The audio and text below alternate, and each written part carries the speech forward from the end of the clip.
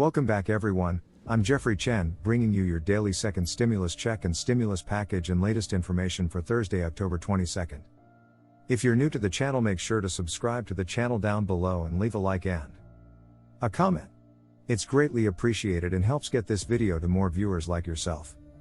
And also, if you wouldn't mind sharing with your friends and family, because I'm sure they would like to have the most updated information on stimulus check and stimulus package. Let's get back to the video. Regarding the election, both Iran and Russia have tried to interfere in the presidential election, according to Director of National Intelligence John Ratcliffe. He says Iran is behind a recent email campaign made to look like it came from the far-right Proud Boys group, spreading intimidation and disinformation through links and messages. Ratcliffe said these actions are designed to harm President Trump, but some Democrats doubt that.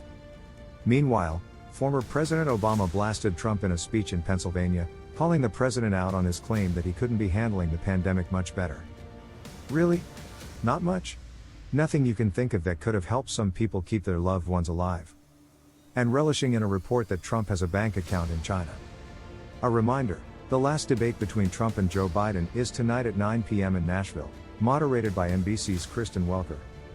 In coronavirus news, the U.S. reported more than 1,100 new COVID-19 deaths yesterday, the highest daily death toll in more than a month. With accelerating deaths and case numbers, yesterday's case toll surpassed 62,000. Doctors now say the pandemic could be more devastating this fall and winter than it was when it first swept over the U.S.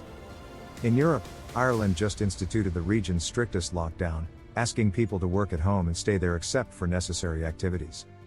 In Brazil, a volunteer for the country's AstraZeneca vaccine trial has died. However, organizers said there was no reason to stop the trial, which indicates the death is not linked to the vaccine. White House Chief of Staff Mark Meadows said Wednesday that he hoped for a deal on a new coronavirus stimulus bill this week.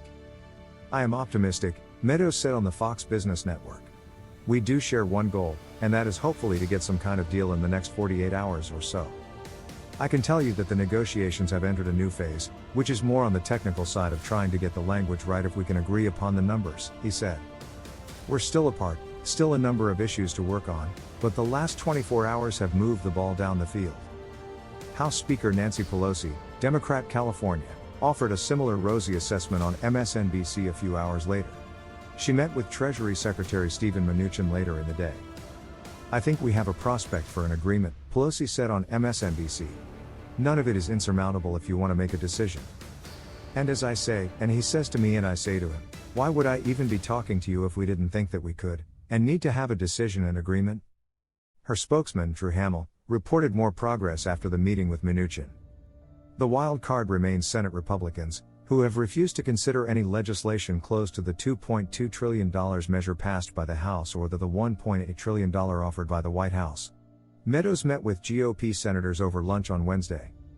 "We don't have a Pelosi-Mnuchin deal yet," Meadows told reporters on Capitol Hill. "Once we get a deal there, hopefully we'll be able to discuss the merits with our Senate colleagues." The Senate on Wednesday failed to pass a scaled-down $500 billion bill that provided aid to small businesses, $300 a week in extra unemployment insurance payments, and the ability to deduct some charitable donations while taking the standard income tax deduction. It would have also increased taxpayer support for religious and other private schools and protected businesses and nonprofit institutions such as colleges from lawsuits if employees or customers get ill from the coronavirus. The measure did not include another round of stimulus checks nor any aid for state and local governments to help them pay the salaries of police officers, firefighters, healthcare workers, teachers and other public employees. McConnell blasted the Democrats on the Senate floor for demanding wheelbarrows of cash, out of any proportion to COVID needs, for state and city governments that Democrats have mismanaged for decades. Democrats have countered McConnell's argument by pointing to studies that show Republican-run states, such as his home state of Kentucky, get far more in federal dollars than their taxpayers contribute to Washington.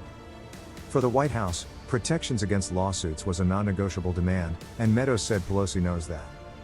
"She's known for 90 days that liability protection would be part of any deal," he said. As part of any discussion on liability, House Democrats have insisted that there be stringent occupational safety and health administration standards for businesses to follow to protect workers and customers. "They're sending essential workers to work," Pelosi said. "If they don't go, they can't get unemployment insurance. They could be in a dangerous situation, have no recourse if the strong OSHA standards are not kept. Meadows said that aid to state and local governments remain the biggest stumbling block. He said the actual loss in revenues due to the pandemic was $250 billion to $275 billion, while the Democrats wanted about twice that amount. The bipartisan National Governors Association had asked for $500 billion just for state governments. Part of the aid was needed to make reopening schools safe for teachers and students, Pelosi said. The safety of our schools and the well-being of our schools depends not only on allocation for COVID-19, but it also depends on how we support state and local government, where most of the money for education comes from, Pelosi said. So, that affects almost just about everything: health, transportation, and the rest that make our lives function.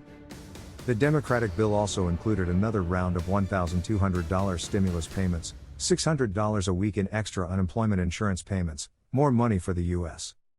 Postal Service to help handle an expected unprecedented amount of absentee ballots, a one-year suspension of the Republican tax law's $10,000 cap on deducting state and local taxes, and $75 billion for a national plan to combat the pandemic, including expanded testing and contract tracing.